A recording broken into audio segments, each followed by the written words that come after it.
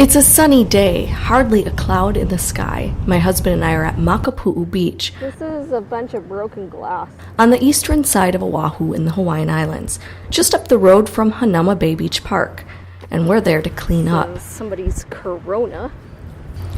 We're carrying a big orange bucket, like what you'd buy at Menards. We have a Starbucks cup in there and about 6 flip-flops that had definitely been out for a while. And it's been about 10 minutes. The bucket's 3/4 of the way full. Oh, that is a woman's hygiene product. And for the record, I'm wearing gloves.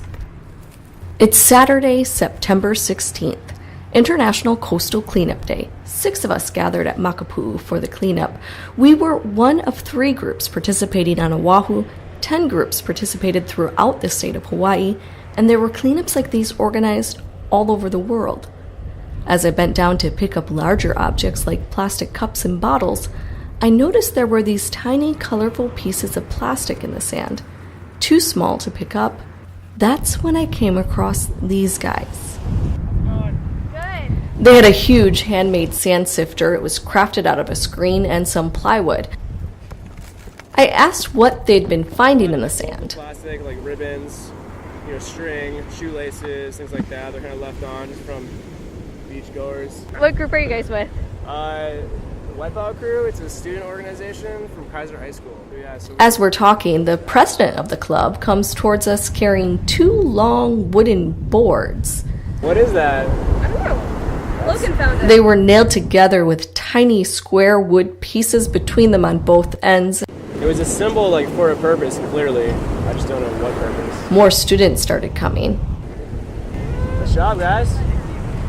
With so many hands at work, more than 160 pounds of trash was hauled away from Makapu'u Beach that morning.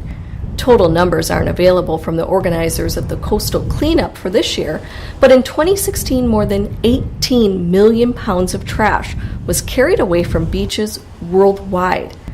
That's from beaches in populated areas. But even in the most remote places, litter washes on shore on a regular basis.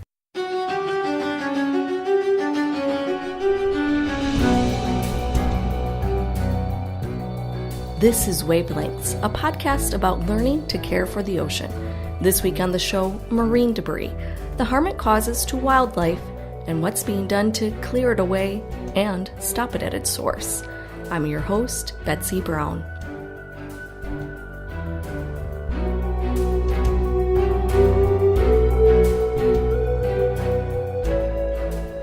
Now, let's imagine for a moment.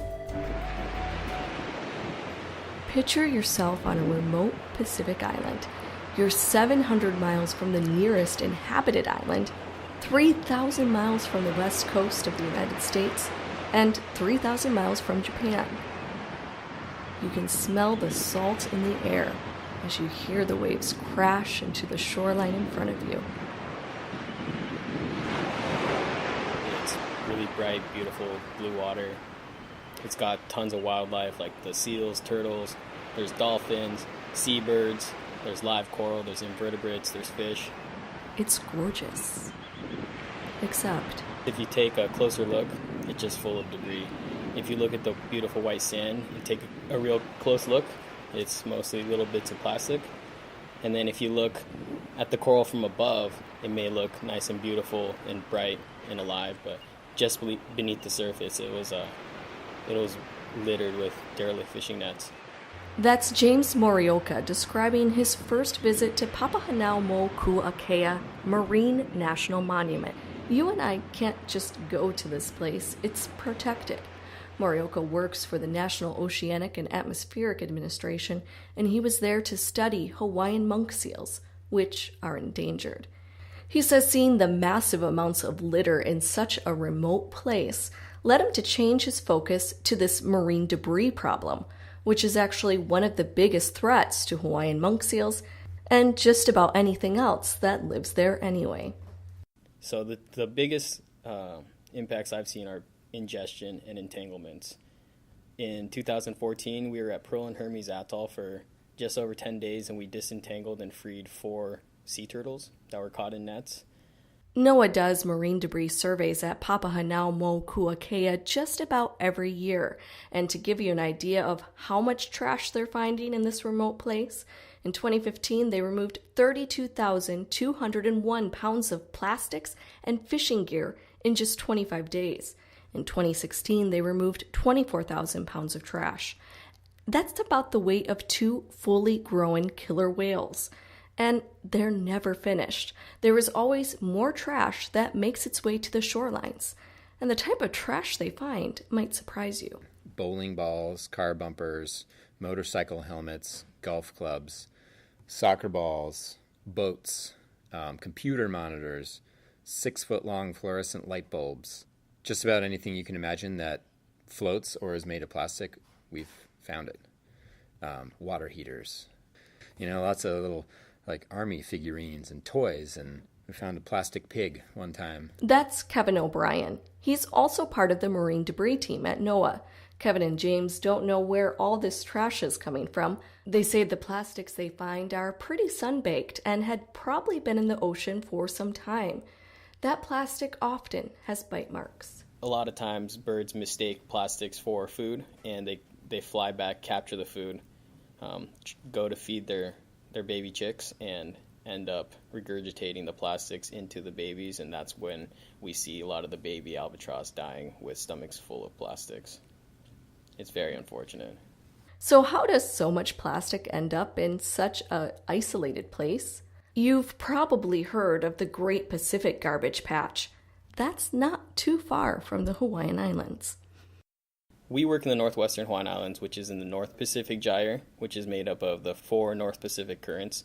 And the Hawaiian archipelago is just centrally located inside of those 4 currents. And it's pretty isolated from any other landmass. That the Hawaiian archipelago actually probably accumulates a greater amount of debris than a lot of the various islands in the Pacific. So I get it. It's easy to imagine how my litter could end up as part of this floating island of plastic.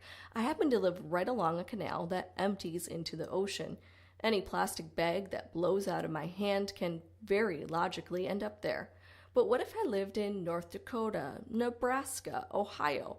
Could something I accidentally let fall to the ground actually make its way to the ocean? Whether you live inland or along the coast, our trash is making its way into the oceans.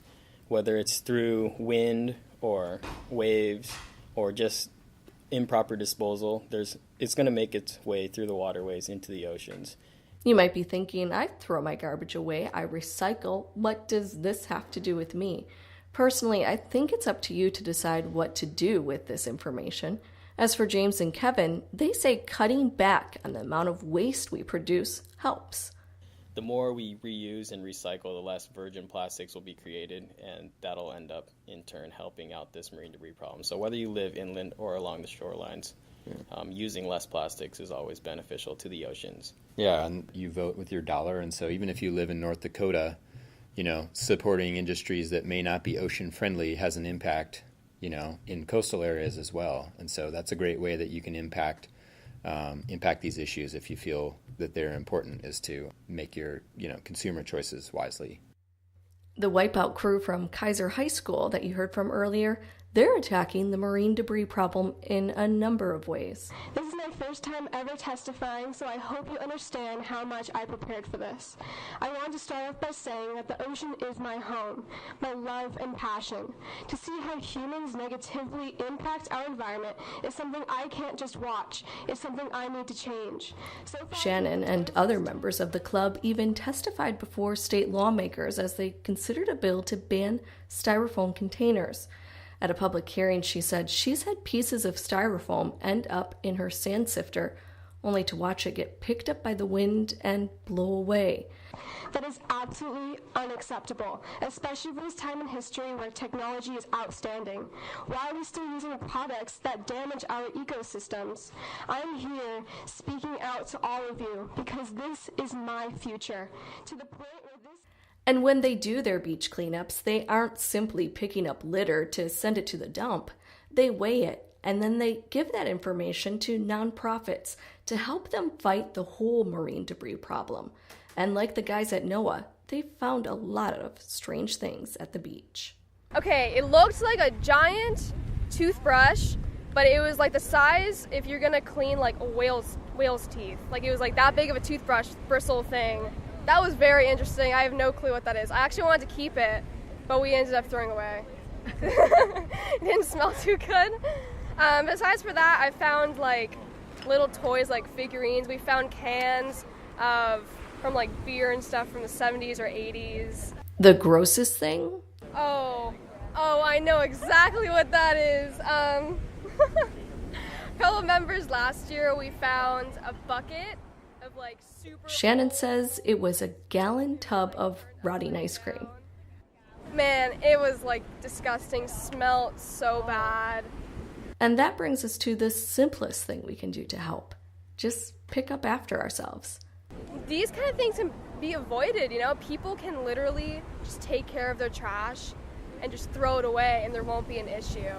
So, I mean, that's what we've been finding a lot here is just like beer bottles and styrofoam plates and forks and knives, like that can just be thrown away. The Wipeout crew doesn't want to pick up litter left by beachgoers. They want to use their sand sifters to take care of those tiny pieces of plastic that wash ashore.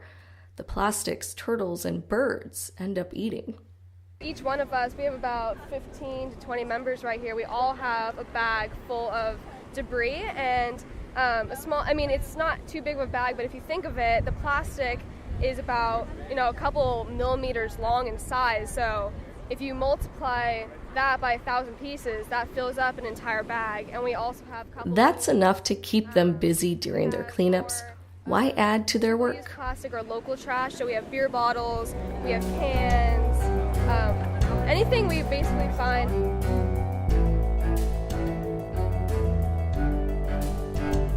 Wavelengths is a production of Currently Ocean News, produced and hosted by me, Betsy Brown. Music by Sean Kish. Artwork by Robert Stoner. Audio from the northwestern Hawaiian Islands provided by the U.S. Fish and Wildlife Service. Legislative testimony from Olelo. Special thanks to NOAA and the Wipeout crew for being a part of this week's episode.